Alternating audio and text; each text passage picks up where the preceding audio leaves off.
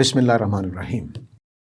قرآن مجید پر اعتراضات اور سوالات کے پہلو سے مختصر رسولی باتوں کے ساتھ آج پھر حاضر ہوں۔ آج ہمارا جو موضوع ہے وہ قرآن مجید کے اعجاز کا دعویٰ، یعنی قرآن مجید ایک معجزانہ کلام ہے، اس جیسا کلام انسان نہیں بنا سکتے، اس پر ہم بات کریں گے۔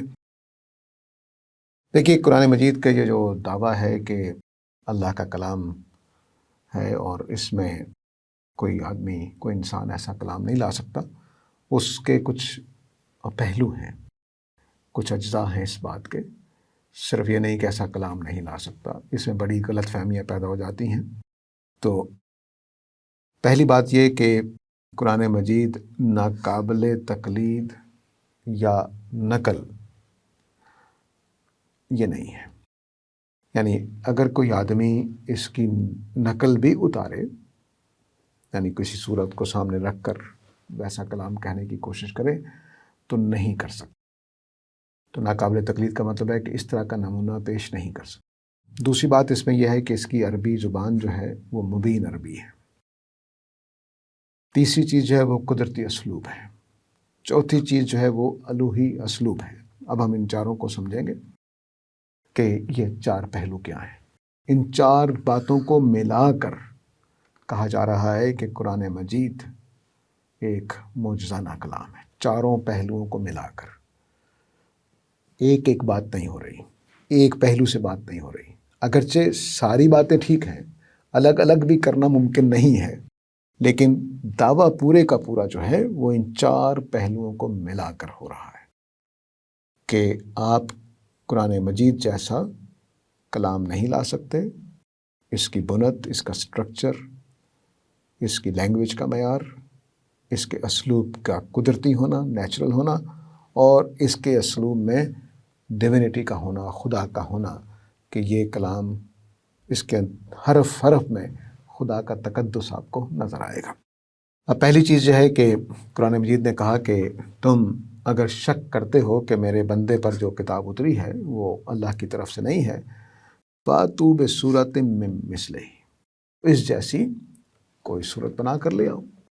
وَدُّوا شُهَدَاءَكُمْ، اور اپنے سارے شاعروں کو، اپنے خطیبوں کو، اپنے سارے جتنے بھی تمہارے ساتھی ہیں جو اس مسئلے میں نبی کریم صلی اللہ علیہ وسلم کے خلاف کھڑے ہو سکتے ہیں، بلا لو ان کو۔ آگے فرمایا، یہ سورہ بنی اسرائیل، پہلی آیت سورہ البقرہ کی تھی۔ قُلْ لَئِنْ اجْتَمَعَتِ الْإِنسُ وَالْجِنُّ، ان سے کہہ دو کہ اگر تمام جن اور تمام انسان اکٹھے ہو جائیں اس بات پر کہ ان یاتوا بمثل ھذا القرآن، اس قرآن جیسا کلام لے آئیں، لا یاتون بمثلہ، وہ ایسا کلام نہیں لا سکیں گے۔ وَلَوْ كَانَ بَعْضُهُمْ لِبَعْضٍ ظَهِيرًا، خواہ وہ ایک دوسرے کے لیے پوری مدد کرنے کو مل کر بھی ایسا کلام نہیں لا سکتے۔ اب اس چیلنج کے پیچھے دو باتیں تھیں۔ ایک بات یہ تھی کہ قریش یہ کہتے تھے کہ کوئی اجمی آدمی ہے جو آ کر نبی کریم صلی اللہ علیہ وسلم کو سکھا دیتا ہے، وہ لکھ کر لاتا ہے اور نبی صلی اللہ علیہ وسلم کو دے دیتا ہے، یاد کرا دیتا ہے، اور آپ اگلے دن پڑھ دیتے ہیں۔ تو اللہ تعالیٰ نے کہا کہ اکٹھے کر لو، تم بھی اس اجمی سے بات کر سکتے ہو، اس اجمی کو پیسے دو اور کہو کہ ہمیں کلام دے دے ایسا۔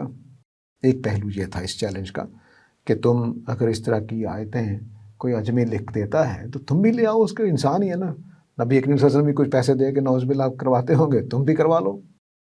تو ظاہر ہے کہ ایسا نہیں تھا، کوئی اجمی آ کر، قرآن نے اس کا دوسرا جواب بھی دیا ہے، لیکن بہرحال دوسرا اس کے اندر پہلو یہ ہے کہ عربوں نے جو کلام لکھے تھے، ان کلاموں میں جو پڑھے گئے، اس میں عربوں کا ایک معیار تھا، بہت بلند معیار تھا وہ، اس میں امر القیس بھی ہے، اس میں نابغہ زبیانی بھی ہے، اس میں پتہ نہیں کیا کیا ہے، لیکن وہ سارے کے سارے کلام اس قابل نہیں تھے کہ وہ قرآن مجید کا مقابلہ کر سکتے۔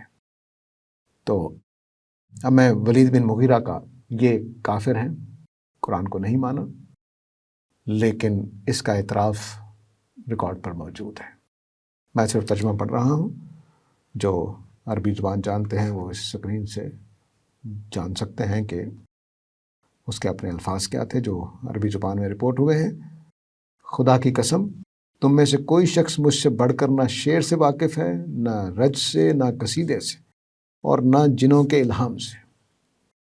بڑا آدمی ہے، عربی زبان کا ذوق رکھتا ہے، ذہین ترین آدمی ہے، اور اس کو شاعری سے واقفیت ہے۔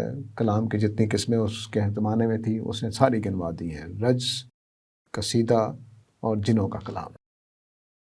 جنوں کا کلام کا مطلب ہے جو کاہن پیش کرتے تھے۔ عربوں کے ہاں، یہود کے ہاں بالخصوص کاہن ہوتے تھے جو یہ خیال کرتے تھے ہمارا روحانی دنیا کے ساتھ تعلق ہے اور وہاں سے ہمارے اوپر الہام آتا ہے، تو وہ ان کو جنوں کا کلام کہتے تھے۔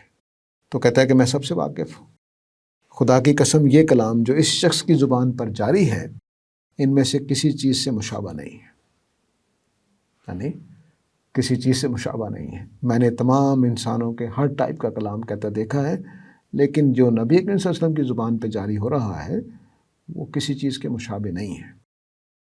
بخدا اس شخص کے کلام میں بڑی حلاوت اور اس پر بڑی رونق ہے۔ اب یہ اس کے پاس جو الفاظ ہیں وہ کیا ہے؟ حلاوت اور رونق۔ اس کی شاخیں ثمربار ہیں، اس کی جڑیں شاداب ہیں، یہ لازماً غالب ہوگا، اس پر کوئی چیز غلبہ نہ پا سکے گی، اور یہ اپنے نیچے ہر چیز کو توڑ ڈالے گا۔ یہ ایک مخالف کا احساس ہے قرآن کو لے کر۔ اس کے پاس الفاظ نہیں ہیں، وہ کہہ رہے ہیں اس میں بڑی حلاوت ہے۔ حلاوت کا مطلب شیرینی ہے، اس کے اندر کشش ہے، اٹریکشن ہے، یہ کلام اترتا جاتا ہے دل میں، بڑی رونق ہے۔ یعنی یہ کھوکھلا، سوکھا ہوا، بے معنی سا کلام نہیں ہے۔ اس کی شاخیں ثمربار ہیں، یہ درخت کی طرح پھیل جائے گا۔ اس کی جڑیں شاداب ہیں، اس کے جو اس کلام کی جو بنیادیں ہیں وہ تر و تازہ ہیں، اس کو پانی مل رہا ہے، میسر آ رہا ہے، وہ کسی صحرا میں نہیں ہے، یہ لازماً غالب ہوگا۔ تو یہ کلام کا وہ خیال ہے، وہ احساس ہے جو اس کے دل میں پیدا ہو رہا ہے۔ ایسا کلام جو ہے وہ لانے کی بات کی جا رہی ہے۔ تو ولید جو دشمن اسلام ہے، قرآن کا دشمن ہے، وہ یہ کہہ رہا ہے کہ نہیں، یہ قابل تقلید کلام نہیں ہے۔ عمر بن الخطاب نے لبید مسلمان ہو گئے تھے، بہت بڑے شاعر ہیں، معلقات کے شاعر میں تیسرا چوتھا نمبر ہے ان کا، بڑے شاعروں میں شمار ہوتے ہیں۔ تو ان سے حضرت عمر نے پوچھا کہ بھئی کوئی شعر سناؤ، تو انشدنی شیئن من شعرک، اپنے شعروں میں سے کوئی شعر سناؤ۔ فقال، تو حضرت لبید نے کہا، ما کنت لا اقول شعرا بعد ان علمنی اللہ البقرہ وآل عمران، بقرہ اور آل عمران کے بعد میں شعر کیسے کہہ سکوں؟ جب اللہ نے مجھے سورہ البقرہ اور آل عمران سکھا دیے تو اب شعر کی کیا ضرورت ہے؟ یہ عربوں کے اس زمانے کا سب سے بڑا شاعر ہے، جب قرآن اتر رہا ہے اس زمانے کا سب سے بڑا شاعر ہے۔ وہ کہہ رہا ہے کہ سورہ البقرہ اور آل عمران کے بعد شعر میں کہوں، کس طرح سے کروں؟ مطلب اس کا یہ تھا کہ میں تو ٹاپ رہنے والا آدمی ہوں، شعر کہتا تھا جب سب سے اونچا لگتا تھا، اب تو کیا کروں میں؟ تو لبید کے بس کی بات نہیں ہے کہ سورہ البقرہ اور آل عمران کے برابر کا شعر لے آئے۔ اب یہ البقرہ اور آل عمران انہوں نے سوچ سمجھ کے نام لیا ہے۔ البقرہ اور آل عمران میں یہود چونکہ مخاطب ہے تو یہود کے پیرائے میں بات کی گئی ہے، اور جو مکی صورتیں ہیں اس میں پیرایا اور ہے۔ تو اس پیرائے کے فرق کی وجہ سے انہوں نے اپنی طرف سے وہ صورتیں لی ہیں جو قریش کی طرح حذف کم کرتی ہیں۔ قریش عرب جو ہے، چونکہ یہ اہل کتاب جو تھے یہ خالصتاً عرب نہیں ہیں، عرب جو ہیں وہ تھوڑی لفظوں میں بڑی بات کہتے تھے، تھوڑے لفظوں میں بڑی بات کہتے تھے، اور یہود میں یہ رواج نہیں تھا، وہ ہماری طرح تفصیلی بات کرتے تھے۔ تو سورہ البقرہ اور آل عمران بھی ذرا تفصیلی ہیں قریش مکہ کے صورتوں کے مقابلے میں جو ان کے لیے اتری تھی۔ اس کے بعد وہ کہہ رہے ہیں کہ سورہ البقرہ اور آل عمران کے بعد میں شعر کہوں، تو یہ وہ انہوں نے صورتیں خاص طور سے چنی ہیں کہ وہ صورتیں جو قریش کے لہجے میں نہیں ہیں وہ بھی اتنی شاندار ہیں، اتنی بلند ہیں کہ میں شعر نہیں کہہ سکتا ان کے بعد۔ اب عربی مبین دوسرا جو پہلو ہے وہ سمجھ لیجئے۔ قرآن مجید جو ہے عربی مبین میں آیا ہے، اس کے بھی دو پہلو ہیں۔ مبین زبان کا مطلب یہ ہے کہ وہ زبان جو اب اس معاشرے کا پڑھا لکھا، ان پڑھ، جاہل، ہر کوئی سمجھ سکتا ہے عربی مبین یہ، اور اس کے معنی میں کسی کو یہ سوال نہیں پیدا ہوگا کہ اس کا کیا مطلب ہوتا ہے، یہ سوال نہیں پیدا ہوگا، ان الفاظ میں یہ بات کہی گئی ہے۔ اس کو قرآن مجید نے سورہ شعراء میں اور کئی جگہوں پر بیان کیا، لیکن یہ دیکھیے، نزل بہ الروح الامین علی قلبک لتکون من المنذرین، جبرائیل علیہ السلام جو ہیں انہوں نے آپ کے دل پر اس کو نازل کیا تاکہ آپ لوگوں کو آگاہ کرنے والے بن جائیں، بلسان عربی مبین، یہ عربی مبین والی زبان میں ہے، کھلی صاف واضح زبان، یعنی اتنی عام فہم زبان میں۔ اب اگلی جو بات ہے اس میں کہ مثلا ہم لاہور کی فرض کر لیجیے، پنجاب کی جو عام بولی جانے والی زبان ہے، اس میں فلسفیانہ مضامین بیان کر سکتے ہیں؟ اس میں سائنس بیان کر سکتے ہیں؟ نہیں۔ قرآن مجید کا معجزہ یہ ہے کہ اس زبان کے اندر اللہ نے اعلیٰ ترین مضامین بیان کیے ہیں، اعلیٰ ترین مضامین اس زبان میں بیان کیے ہیں۔ اگر کوئی میرا درس قرآن دیکھ لے جس میں نے سورہ النساء کی پہلی آیت پر سمجھایا ہے کہ وہ کیا کہہ رہی ہے، تو آپ جان جائیں گے کہ ایک آیت میں کیسے اللہ تعالیٰ کیا کچھ بھر دیتے ہیں، کتنے قیمتی مضامین ہیں جو سادہ زبان میں بیان کرتی ہیں۔ تو یہ ناممکن کام ہے۔ آپ کسی بھی زبان کے بڑے لوگوں کو اٹھا کر دیکھ لیں جو ذرا مشکل باتیں یا حکیمانہ باتیں یا علمی باتیں کرنا چاہتے ہیں، وہ عام زبان میں بیان نہیں کر سکتے، نہیں کر سکتے۔ میں نے اپنی زندگی کے کئی برس گزارے ہیں کہ میں آسان زبان لکھوں، ابھی بھی اپنے ساتھیوں کے مقابلے میں آسان لکھتا ہوں، لیکن وہ لفظ لانے پڑ جاتے ہیں جو عام استعمال میں نہیں ہوتے، لانے پڑ جاتے ہیں۔ میرے پاس وہ طاقت ہی نہیں ہوتی کہ میں اس کو اپنی بات سادہ لفظوں میں بیان کر سکوں، یہ میرے بس میں نہیں ہو۔ تو اللہ تعالیٰ نے پہلی بات یہ کہ عربی مبین بالکل صاف شفاف زبان اختیار کی ہے، کوئی دقیق، کوئی مشکل، کوئی شاذ لفظ استعمال نہیں کیا، اور دوسرا یہ کہ اسی زبان میں تمام دقیق مضامین بیان کر دیے ہیں، اور دوسری پہلو یہ اس کا زبان کا یہ ہے کہ اس میں ٹیڑھا پن نہیں ہے، کجی نہیں ہے، الجھی ہوئی باتیں نہیں ہیں، سمجھ نہیں آ رہی کہ کیا کہا ہے، بار بار جملہ پڑھنا پڑ رہا ہے کیا کہا ہے، نہیں، ایسا نہیں، بالکل صاف شفاف معنی بہتے ہوئے چلے جا رہے ہیں، الفاظ معنی کو ایسے ہی اٹھائے ہوئے ہیں جیسے شیشہ، بالکل واضح صاف۔ ہاں، اجمیوں نے جب اس میں مداخلت کی تو انہوں نے کچھ اختلافات کیے، کیونکہ ان کو بہت ساری چیزوں سے واقفیت نہیں ہوتی، زبان کے پیرایوں سے واقفیت نہیں ہوتی، تو اس میں پھر اختلافات ہونے شروع ہوئے۔ لیکن عربوں کے پہلو سے دیکھیے تو بالکل اس نے وہ بات پہنچا دی کہ جو پہنچانی تھی، اس میں کسی کو کوئی شبہ نہیں پیدا ہوا۔ اگلا جو پہلو ہے، تیسرا پہلو، وہ قدرتی اسلوب کا ہے۔ قدرتی اسلوب کا مطلب یہ ہے کہ جس طرح سے قدرت بنی ہوئی ہے، کائنات بنی ہوئی ہے، قرآن مجید میں بھی وہی اسلوب ہے۔ اس کو میں تھوڑا واضح کرتا ہوں، پہلے ان چند آیتوں کو دیکھ لیجئے۔ اللہ تعالیٰ کہتے ہیں تنزیل الکتاب من اللہ العزیز الحکیم، یہ اللہ کی طرف سے ایک اہتمام کے ساتھ اتاری گئی ہے کتاب۔ ان فی السماوات والارض لآیات للمؤمنین، زمین و آسمان میں بھی لوگوں کے لیے آیتیں ہیں، ٹھیک ہے۔ وفی خلقکم وما یبث من دابۃ آیات لقوم یوقنون، تمہاری تخلیق میں بھی نشانیاں ہیں، جو جانور دنیا میں پھیلے ہوئے ہیں ان میں بھی لوگوں کے لیے جو یقین کرنا چاہیں ان کے لیے اللہ تعالیٰ کی آیات ہیں، رات اور دن کے آگے پیچھے آنے جانے میں، اور جو اللہ نے آسمان سے رزق اتارا ہے اس میں، اور جو اللہ تعالیٰ نے موت بنائی ہے اور زندگی بنائی ہے وہ، اور ہواؤں کے الٹ پھیر میں بھی آیتیں ہیں۔ تل کا آیات اللہ، اب یہ قرآن مجید میں بھی اللہ کی آیتیں ہیں جو ہم تم پر سچ سچ سنا رہے ہیں، ٹھیک ہے۔ تو اب کیا کیا اللہ تعالیٰ نے؟ کائنات کے مظاہر پیش کیے، زمین و آسمان، رات اور دن، اور ہواؤں کا چلنا، اور ساتھ ہی قرآن کی آیتوں کو جوڑ دیا۔ مطلب یہ کہ جس طرح سے کائنات میں نے بنائی ہے اسی طرح سے قرآن لکھا ہوا ہے، وہ بھی آیات ہیں، یہ بھی آیات۔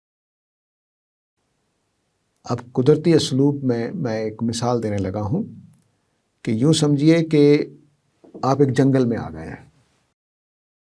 جنگل بظاہر دیکھنے میں جنگل ہے، کوئی پودے اگے ہوئے ہیں، کوئی بوٹیاں اگی ہوئی ہیں، کوئی درخت اگے ہوئے ہیں، کوئی جھاڑیاں اگی ہوئی ہیں، اس میں بیچ میں بچھو بھی ہیں، اس میں سانپ بھی ہیں، اس میں چیتے بھیڑیے بھی ہیں، شیر بھی ہیں، بندر بھی ہیں، یہ سارا جنگل ہے۔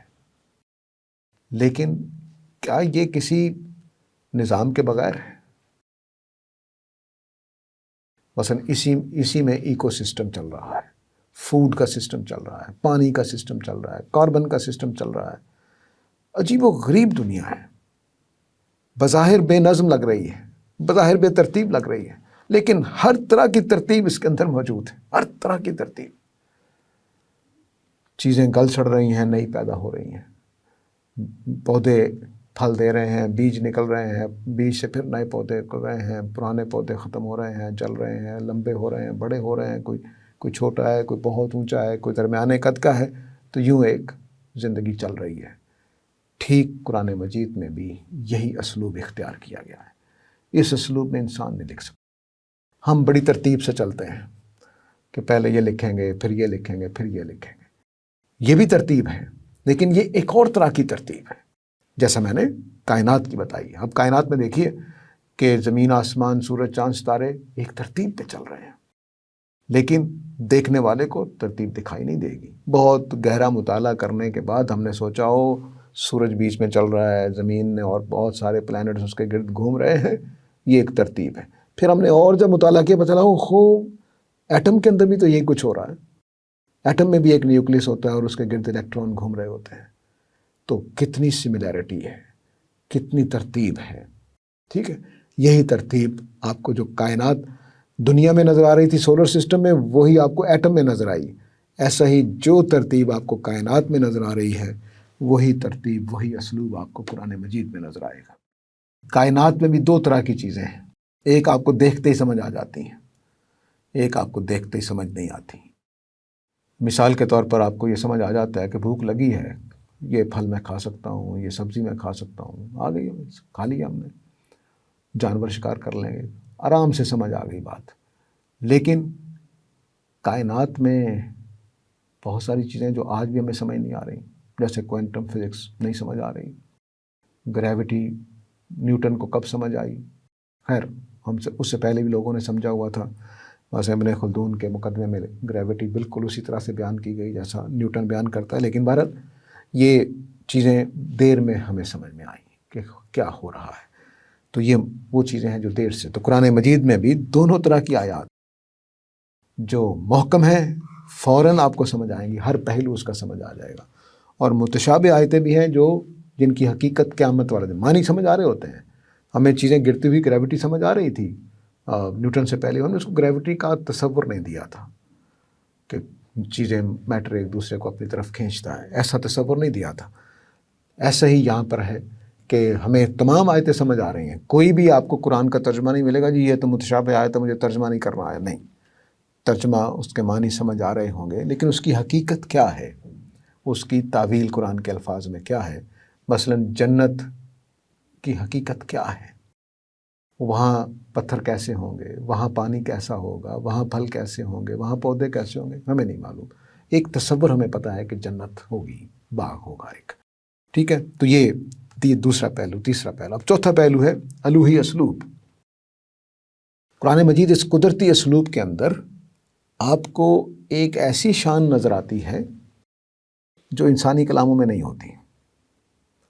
انسانی کلاموں میں آپ کو ترتیب ایک خاص طرح کی ملے گی، ایک لاجیکل ترتیب ملے گی، کچھ ڈیزائن قسم کی، پیٹرن قسم کے ملیں گے۔ یہاں بھی پیٹرن ہیں، لیکن اس کلام میں جو شان ہے، یوں سمجھیے کہ جیسے ایک بادشاہ کلام کرتا ہے تو ایک عوام میں سے ایک آدمی کا کلام اس شان کا نہیں ہو سکتا جس روب کے ساتھ وہ بات کرے گا۔ یہ روب جو خدا کو حاصل ہے بہت بلند، وہ قرآن کے ایک ایک لفظ میں موجود ہے۔ یہ حیرت انگیز بات ہے کہ اس کو محسوس کرنے والے بعض غیر مسلم پائے گئے ہیں۔ مثلا ایک برطانوی نوجوان صرف اس لیے اسلام قبول کر لیا اس نے کہ اس نے کہا کہ قرآن مجید میں ایک تحکم ہے، ایک روب ہے، ایک ایسی شان ہے جو میں نہیں سمجھتا کسی انسان کے کلام میں ہو سکتی ہے۔ اس کو اللہ تعالیٰ نے ان لفظوں میں بیان کیا ہے: تنزیل العزیز الرحیم، القرآن الحکیم، تنزیل من الرحمن الرحیم، تنزیل من حکیم حمید، تنزیل من رب العالمین، آیات بینات۔ ٹھیک ہے، یہ جو خدا کا قرآن کریم، یہ جو عظمت ہے اس کی، یہ ناقابل بیان ہے۔ میں ایک ہلکی سی مثال دے رہا ہوں تاکہ جو شعر و ادب کا تصور رکھتے ہیں ان کو کچھ اندازہ ہو سکے۔ غالب اور اقبال اور میر، یہ جب کسی لفظ کو اٹھائیں گے، کسی مضمون کو اٹھائیں گے، عاشقی کے مضامین بیان کیے غالب نے اور میر نے، لیکن ہماری گلی میں جو چھوٹا قسم کا شاعر ہوتا ہے یا گیت لکھنے والا، اس کو کتنا نیچے لے آتا ہے، اسی مضمون کو کتنا گھٹیا بنا دیتا، اور میر اس کو اٹھائے گا، غالب اس کو اٹھائے گا تو بلند کر دے گا۔ یہ وہ چیز ہے کہ اللہ تعالیٰ اسی مضمون کو، اسی بات کو اللہ تعالیٰ بیان کریں گے تو وہ اس کے اندر الہی شان پیدا کر دیں گے، وہ بہت بلند درجے کی چیز بن جائے گی۔ تو یہ وہ چار پہلو ہیں جن کے پہلو سے قرآن مجید نے کہا ہے کہ میرا یہ کلام معجزہ ہے، اس طرح کا کلام لے کر آؤ، تو پھر میں سمجھوں گا کہ دعویٰ جھوٹا ہے تمہارا، تم سچے ہو اس بات کے کہنے میں۔ تو یہ اس طرح کا کلام نہ پہلے کبھی کوئی کر سکا ہے، نہ آئندہ کوئی کر سکے گا۔ امید ہے بات واضح ہو گئی ہوگی۔ وآخر دعوانا الحمدللہ رب العالمین۔